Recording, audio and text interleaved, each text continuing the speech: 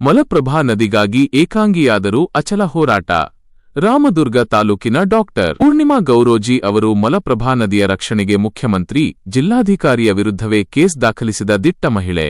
ಆಯುರ್ವೇದ ವೈದ್ಯೆಯಾಗಿದ್ದ ಅವರು ಕಲುಷಿತ ನೀರಿನಿಂದ ಕಾಯಿಲೆಗೊಳಗಾದ ಜನರನ್ನು ನೋಡಿದಾಗಲೇ ನದಿಯ ಮಾಲಿನ್ಯವೇ ಮೂಲ ಕಾರಣ ಎಂಬುದನ್ನು ಅರಿತು 2 ದಶಕಗಳ ಹಿಂದೆ ಹೋರಾಟಕ್ಕೆ ಇಳಿದವರಾಗಿದ್ದಾರೆ.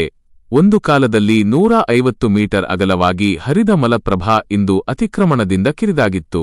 ಸ್ಥಳೀಯ ರಾಮದುರ್ಗ ಆಡಳಿತ ಮೌನವಹಿಸಿದಾಗ 2003ರಲ್ಲಿ ಹೈಕೋರ್ಟ್ನಲ್ಲಿ ಸಾರ್ವಜನಿಕ ಹಿತಾಸಕ್ತಿ ಅರ್ಜಿ. ನದಿ ಶುದ್ಧೀಕರಣಕ್ಕೆ ನ್ಯಾಯಾಲಯದ ನಿರ್ದೇಶನ.